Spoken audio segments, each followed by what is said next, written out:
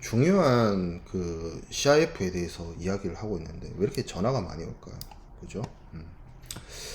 자, CIF 계약의 법리에 대해서 보도록 하겠습니다.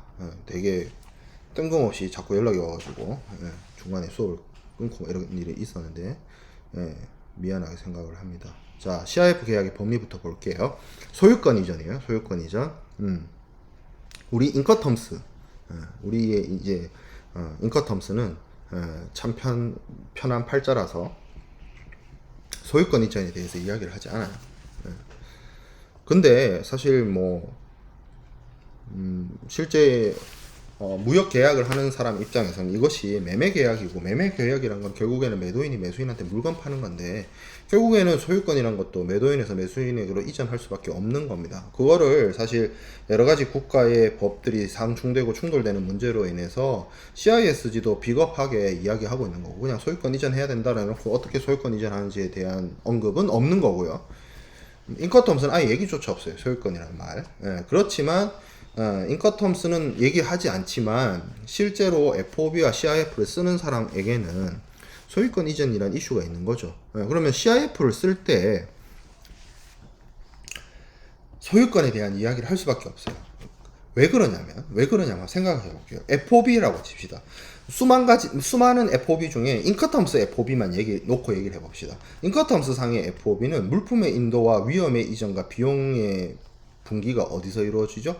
본선 적재에서 이루어져요. 간단해요. 분기점이 하나니까 언제 그러니까 인커텀스도 소유권이 언제 넘어가는지에 대해서는 이야기를 안 하는데 우리가 추론해 볼 수 있잖아. 그게 이제 소유자 부담론, 소유자 위험 부담 이론 뭐 이렇게 얘기를 하는데, 매도인에서 매수인에게로 위험 부담과 비용 부담이 넘어가면 그때 매도인에서 매수인에게로 같이 소유권도 넘어간다라고 보는 게 합리적입니다. FOB는 그거에 대해서 이견이나 이론이 있을 수가 없어요. 근데 CIF는 얘기가 좀 달라져요. CIF는 얘기가 왜 달라지냐면 결국 선화증권 때문에.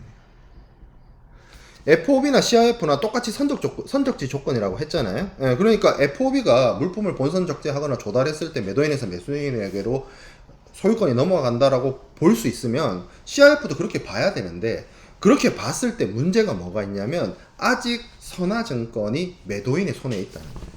선적했을 때 본선 적재했어요. 본선 적재하니까 운송인이 선화증권을 매도인한테 줘요. 왜? 매도인이 운송계약 체결했으니까. 운송계약의 송하인이니까. 운송계약의 해상운송인의 카운터파트가 수출자인 매도인이니까 이 사람이 선화증권을 받아. 물품은 운송인한테 가 있고 선적했고 출발을 해요. 바다 위로 떠서 이제 목적항을 향해서 가고 있어요. 하지만 선화증권 내 손에 있어요. 선화증권이라는 것이 가지고 있는 의미 중에 가장 중요한 게 권리증권인데, 이 선화증권 가지고 있는 사람이 결국에는 물품에 대한 권리를 주장할 수 있는 거잖아요. 그러면 실질적으로 선적할 때 매도인에서 매수인에게로 물품의 소유권이 넘어간다라고 과연 볼 수 있느냐? 보기 어렵다는 거죠. 그거 어떡할 거냐? 여러 가지 논의를 할 수가 있지만, 기존의 여러 가지 이론이나 판례나 학설이나를 놓고 봤을 때 선화증권이 어떻게 발행되느냐에 따라서 결과가 달라진다라고 보는 게 합리적이고 타당합니다. 자, 그러면 선화증권을 매도인 지시식으로 발행하는 경우에 어떻게 되느냐라는 거예요. 매도인 지시라는 거는 결국에는 선화증권의 어떻게 보면 수하인, 선화증권을 받아야 되는 그 수하인이 수하인으로 이름이 적혀 있는 것이 아니라 매도인이 지정하는 사람, 매도인이 지시하는 사람한테 물품을 인도하라는 방식으로 되어 있는 선화증권이 매도인 지시식이에요. 매도인이 지명하는 사람한테 물건 주세요. 이게 매도인 지시식이라는 얘기예요. 그러니까 이거는 매도인이 그 권한을 쥐고 있다는 거죠. 매도인이 그 권한을 컨트롤하고 있다는 거예요. 통제하고 있다는 거예요. 누구한테? 운송인을 향해서 운송인한테, 야, 내가 지정하는 사람한테 운송인 네가 물건 넘겨? 라는 권한을 유보하고 있는 겁니다. 말 그대로 유보예요. 소유권을 유보하고 있는 거예요. 그래서 이러한 매도인 지시식 선화증권의 경우에는 이게 지금 판례에 나오는 문구인데 이 해당되는 판례가 있어요. 교과서에 나와 있습니다. 자, 매도인 지시식의 선화증권의 발행은 소유권을 선적 시에 이전시키지 않는다. 왜? 매도인이 계속 컨트롤을 쥐고 있으니까. 권한을 쥐고 있으니까. 즉 매도인이 권리증권인 선환증권과의 교환으로 매수인으로부터 물품 대금을 수취할 때까지는 소유권이 이전되지 않는다. 그러니까 매도인이 매수인으로부터 돈을 받으면 매도인이 운송인한테 야, 저 사람 나한테 돈 준 저 사람 매수인한테 물건 넘겨줘 라고 매도인이 운송인한테 지시하겠죠. 그러니까 그때까지 그러한 행위가 일어날 때까지 매도인이 소유권을 갖고 있는 거예요. 본선 적재할 때 소유권이 넘어가는 것이 아니라. 그렇죠? 예, 그래서 매도인이 자기가 지시를 하는 사람, 투 오더를 할 수 있는 권한을 갖고 있다라는 것은 매도인이 이 어떤 소유권, 특히 담보권에 대한 유보 의사를 명확히 표시했다라고 보기 때문에 소유권에 대한 이전 시기는 선적 시가 아니라 대금의 지급 시, 대금의 지불할 때로 보는 것이 타당하다라는 거죠. 그리고 여기서 좀 더 추가로 나아가면 반드시 현찰로 결제해 줄 때를 의미하느냐? 그건 꼭 아니에요. 우리가 뒤에서 얘기하겠지만 한어음이나 이런 걸 이용을 해서 어음 결제를 뭐 인수하거나 하는 경우, 그 경우에도 대금 지급시로 볼 수가 있습니다. 자, 은행 지시식인 경우, 은행이 지식하는 경우, 그러니까 이거는 주로 은행이 등장을 합니다. 보통 신용장 거래이거나 아니면 주심 거래에 사용이 돼요. 신용장 거래인 경우에는 신용장 개설은행이 있죠. 그리고 주심 거래의 DP든 DA든 DP, DA의 경우든 어쨌든 주심의뢰은행, 주심은행이 등장을 하는데 이 은행들의 어떤 오더에 따라서 물품을 수령할 수화인을 지정해 주는 것이죠. 그래서 이런 은행 지시식의 경우에는 이 경우도 결국에는 매수인이 이 물품의 소유권을 획득하기 위해서는 은행에게 대금을 지불해야 되는 것이 있기 때문에 물품의 소유권 이전 시기를 물품의 선적시라고 보기에는 조금 어려움이 있다라고 볼 수 있습니다. 그래서 위에 이게 10번 슬라이드에 위아래로 나눠 놓았는데, 이 위에 있는 거는 쉽게 말해서 신용장 거래, 밑에 있는 거는 주심 거래에 해당되는 내용이에요. 그래서 신용장이 개설이 되었다라고 하면 선적지에서 보통 이제 자유매입 신용장을 의미하겠죠. 자유매입 신용장에서 매도인이 한어음을 발행을 해가지고 매입을 시켜요. 어음 할인 해가지고 하는 거죠. 매입시키는 거죠. 그렇게 되면 수익권, 이건 이제 소유권 분할 이론에서 나오는 수익권을 말하는 건데, 요거는 선적과 동시에 넘어가지만 결국에는 담보권을, 선화증권을 통한 담보권을 잡고 있기 때문에 이 담보권은 매도인이 서류를 한어음을 이용을 해서 하한어음 취결을 하는 순간 매도인이 이거를 킵하게 되는 것이고, 이 상태로 이제 키핑이 계속 되다가 결국 매입은행은 신용장 개설은행, 그리고 신용장 개설은행은 매수인한테 대금 지급을 받으면 서류를 넘겨주고 하겠죠. 그래서 최종적으로 매수인이 신용장 개설은행에게 대금 지급을 완료하고 대금 상환을 완료하고 이 한어음과 선화증권을 취득할 때 완전한 소유권이 매수인한테로 넘어간다라고 보는 게 맞고요. 추심은 이 추심을 이용하는 은행들의 경우에는 이것이 뭐 대금 지급 확약이거나 이런 것들이 아니라 단지 한어음을 유통시키고 한어음을 매수인으로부터 대금을 회수해가지고 매도인한테 보낼 수 있도록 중간자 역할밖에 하지 않는 것이기 때문에 뭐 어떤 그 물품에 대한 어떤 권리, 뭐 담보권, 이것이 은행 쪽으로 기속되는 건 아니고 결과적으로 은행을 통해서 매수인한테 가서 매수인이 이 어음에 대한 지급이라든지 인수라든지 했을 때 매도인에서 매수인에게로 온전한 소유권이 넘어간다라고 볼 수 있습니다. 그러니까 신용장하고 추심 거래를 놓고 보면 그 하물에 대한 수익이익은 선박에 선적되어 가지고 그대로 넘어가는데, 이 선화증권을 가지고, 선화증권이라는 서류를 가지고 물품에 대해서 권리를 행사할 수 있는 담보이익은 신용장 거래의 경우에는 당사자들이 매도인, 매입은행, 신용장 개설은행, 매수인 이런 식으로 넘어가는 거고, 추심의 경우에는 은행들한테 넘어가는 것이 아니라 결국에는 은행은 전달자 역할을 하는 거고, 매수인이 최종적으로 인수도든 지급도든 했을 때 매도인에서 매수인에게로 넘어간다, 이렇게 보는 게 맞다는 거죠. 자, 그 다음에 매수인 지시식입니다. 매수인 지시식. 매수인이 오더하는 거예요. 매수인이 오더하는 거예요. 자, 이거는 결국에는 조금 다른 경향이긴 한데, 이것도 조금 쪼개서 볼 수 있어요. 매수인 지시식 선화증권이 매도인 손에 있어요. 이거는 어떻게 보면 아무리 수화인란이 매수인 지시식으로 되어 있다 하더라도 매도인이 홀드하고 있기 때문에 서류를, 이 서류를 매수인이 대금 지급을 해가지고 매도인이 매수인한테 서류를 넘겨주지 않는 이상 소유권이 넘어가기 어렵고, 결국에는 아까 우리가 앞에서 봤던 매도인 지시식처럼 매수인의 대금 지급이 있어야만 소유권이 넘어간다라고 볼 수가 있고요. 매수인 지시식인데 대금을 아직 안 받았음에도 불구하고 서류가 매수인한테는 넘어가 있어요.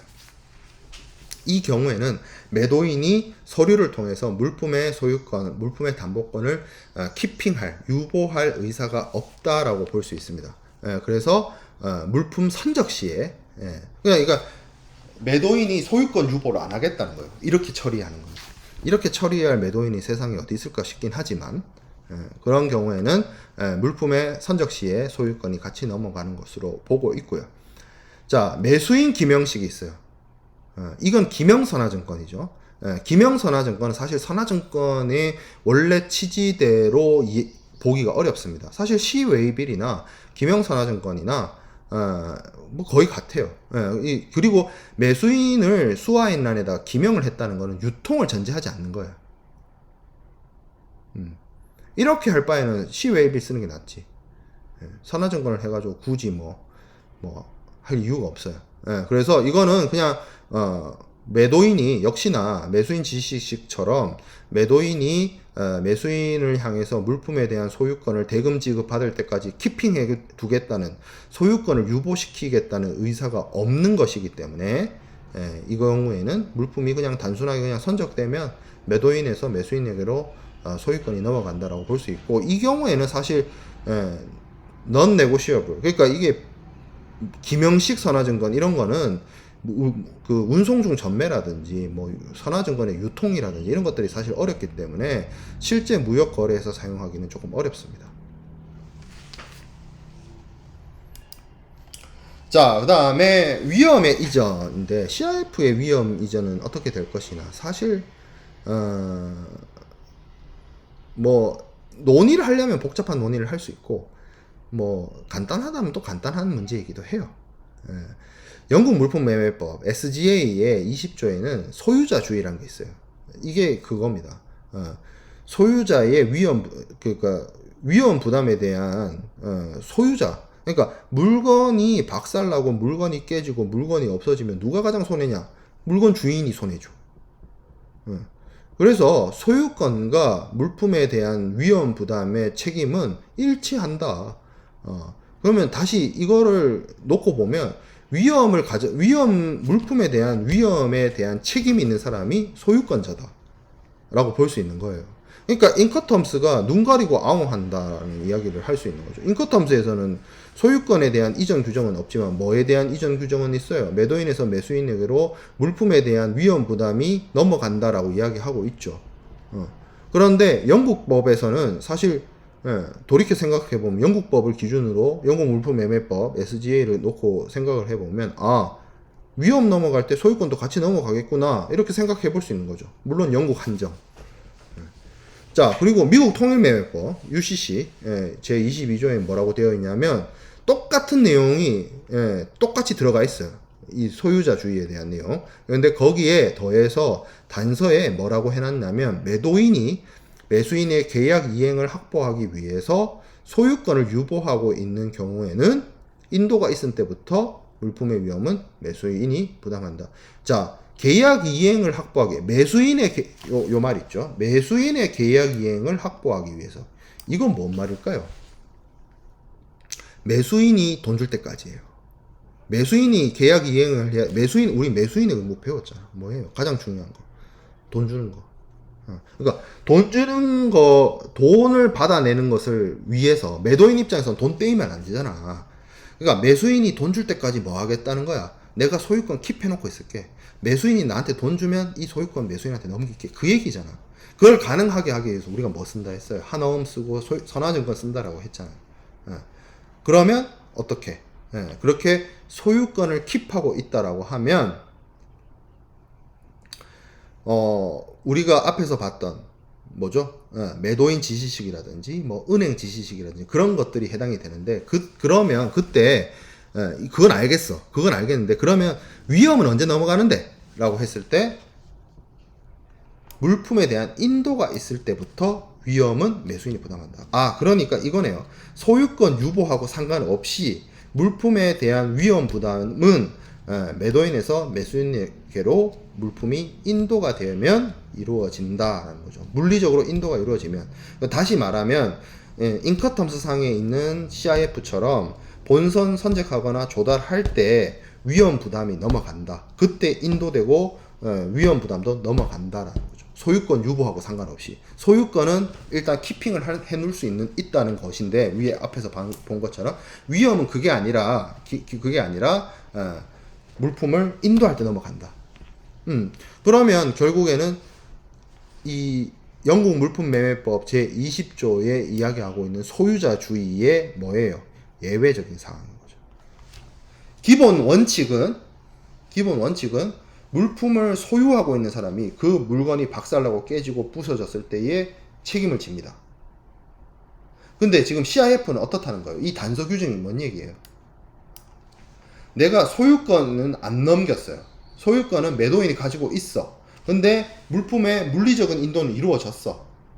그러니까 위험 부담에 대한 책임이 매도인에서 매수인에게로 넘어가. 근데 계속 소유권 아직 매도인이 갖고 있어. 유보하고 있어. 뭐 할 때까지? 돈 받을 때까지. 그 얘기인 거잖아요. 소유하고, 그러니까 물품에 대한 소유하고 있는 사람하고 물품이 깨지거나 박살난 사람, 물품이 없어지거나 물품이 사라지거나 물품이 깨지거나 했을 때 그 손실을 떠안을 사람이 서로 다른 사람이 된다는 얘기예요. 매도인은 계속 소유권을 킵하고 있고, 매도인이 물품을 인도한 이후부터 위험 부담을 하고. 그러면 그 공백기가 뭐예요? 우리 앞에서 11주차 강의 자료에서 봤던 CIF 그림에 왼쪽 분기선이 있었고 오른쪽 분기선이 있었잖아요. 그 중간 있죠. 그 중간이 딱 그런 상태인 거예요. 매도인이 아직 소유권을 킵하고 있는 상태인데 물품의 인도는 이루어졌으니까 위험 부담에 대한 책임은 매수인이 지는 그런 상황입니다. 자, 그래서 돌이켜서 생각해보면 앞에서 우리가 그 얘기를 했어요. 운송 도중에, 아니 제가 예시까지 들었죠. 친구가 내가 인사불성이 된 친구를 택시 태워서 보냈는데 얘가 택시 타고 가다가 토를 했어. 그러면 그거 택시를 손상시킨 거에 대해서 내가 책임지느냐, 매수인이 친구가 책임지느냐, 누가 책임진다라고 했어요? 매수인이 져야지. 도의상, 진짜 도의상. 그거예요. 물품의 본선 적재가 일어나고 난 이후부터 발생되는 추가적인 비용, 그리고 어떤 물품의 문제. 쉽게 말해서 운송을 하다가 도중에 사고가 나요. CIF 조건으로 계약을 체결해가지고 운송을 하고 있는데 운송 도중에 사고가 나요. 그럼 그 사고로 인해서 물품이 멸실 손상됐어요. 그럼 그 물품의 멸실 손상에 대한 책임과 손실은 누구한테 넘어간다? 매수인한테.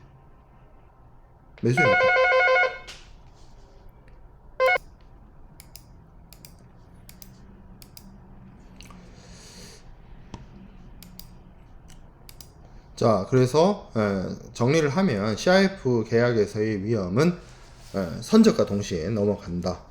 그리고 선적 이후에 운임 보험료만 정확하게 매도인이 부담을 하고 그 외 추가적인 비용, 추가적인 발생의 추가적인 어떤 손실 이런 것들은 매수인의 책임을 진다. 그렇기 때문에 뒤에서 얘기하겠지만 보험의 경우에도 뭐가 중요하냐면 매도인이 매수인을 위해서 보험 계약을 체결하고 보험을 들어주지만 이 보험에 의해서 보험회사가 보험금을 지급할 만큼의 어떤 사고가 발생했다면 보험금을 수령하는 대상은 계약을 체결한 매도인이 아니라 매수인에게 기결이 됩니다. 결국 다시 얘기하면 매도인이 매수인에게 보험 계약을 양도할 수 있어야 한다는 겁니다.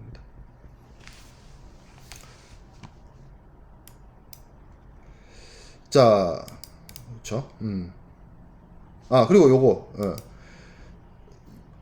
자, 물품의 선적 이후에 발생되는 위험 부담은 매수인이 맞아요. 매수인이 하는 거고, 사고 나면 거기에 대해서 보험료 타고 하는 것도 매수인이 맞아요. 왜? 매수인 물건이고 매수인에게 위험 부담이 가 있으니까. 소유권은 둘째로 치더라도 소유권은 대금 지급할 때까지 매도인이 키핑을 한다, 유보를 한다라고 할지라도.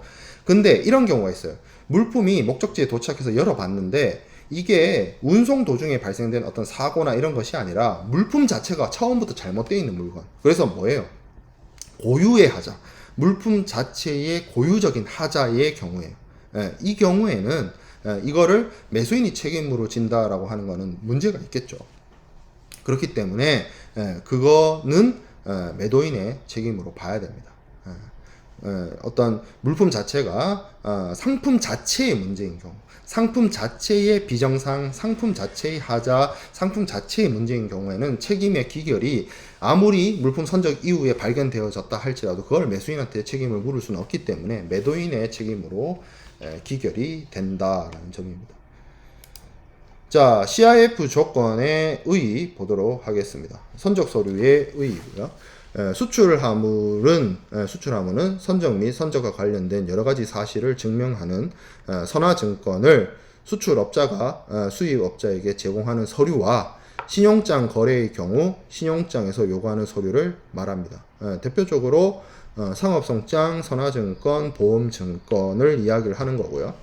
그 외에 이거 이제 필수 서류라고 한다면 기타 부속 서류들이 있어요. 뭐 경우에 따라서는 토장 명세서, FTA 거래의 경우에는 원산지 증명서, 그리고 가끔 그 대사 간의 허가나 이런 것들을 요구하는 경우가 있습니다. 그러면 그 상업 송장이 아니라 세관 송장이라든지 영사 송장이라든지 이런 것들이 필요한 경우도 있고요.